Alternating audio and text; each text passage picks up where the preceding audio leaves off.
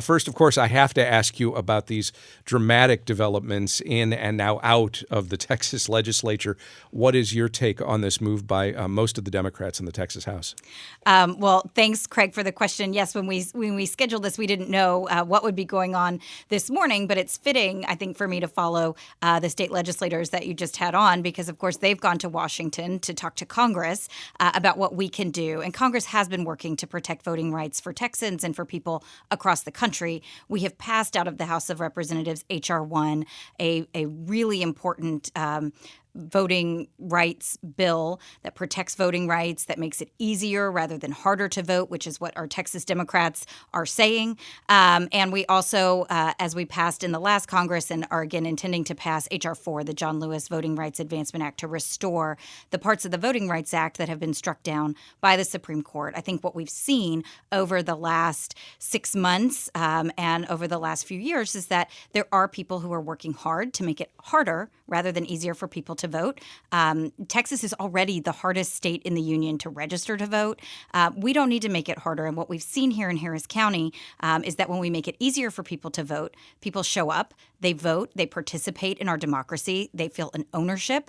And we saw record voter turnout in 2020 for Republicans and Democrats. There were new voters on both sides of the aisle. And so, what we want to see in Congress is that everyone's able to exercise their right to vote. And we have two huge pieces of legislation, one of which has already passed the House, the other of which we are working on right now. And we need to see them pass the Senate and get signed into law. Well, and that is the challenge, isn't it? Because while, as you said, the John R. Lewis Voting Rights Advancement Act, that's the one that would reestablish federal preclearance for election changes that passed last session. You anticipate will pass again here in the House. The For the People Act passed the House already. But the Senate, it's not gone anywhere there.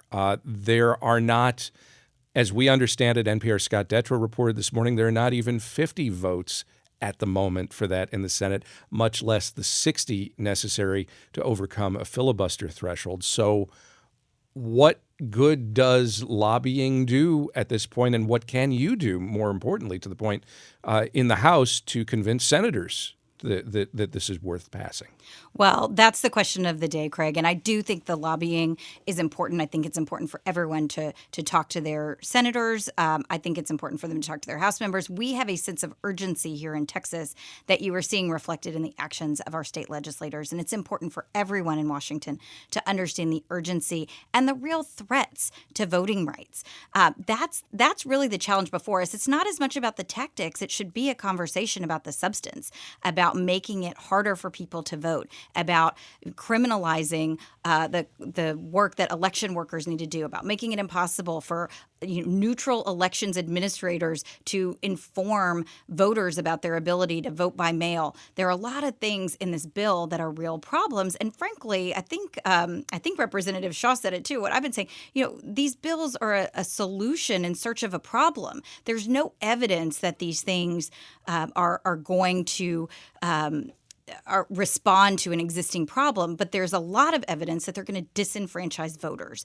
And I think what our Texas legislators can do, what I can do and have been doing, is really convey the urgency, the importance, and frankly, the extent of what is going on, what's in these bills. And I think that I do think it matters. I do think it's important. And I've been in a lot of conversations. So I can tell you the conversations are happening in the Senate.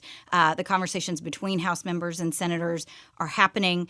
Things do change over time. And I think that continued conversations and a strategy to make sure we get these bills through. The Senate has already brought up H.R. 1 or its version S1. So there is movement in the Senate. And, your filibuster question is a great one. That's also one that people are asking. And I think what we're seeing members of the House suggest is that we carve out an exception to the filibuster for civil rights, for fundamental rights like the right to vote. And we have seen too many people fight too hard for too long to go back now. That's why H.R. 4 is named after our hero and former colleague, John Lewis, who died about a year ago, who was the conscience of the Congress, whose fight for civil rights animated his entire life and is an example to all of us. And his fight for voting rights continues. And we see it right now in the halls of Congress, as well as all the people who are testifying in Austin.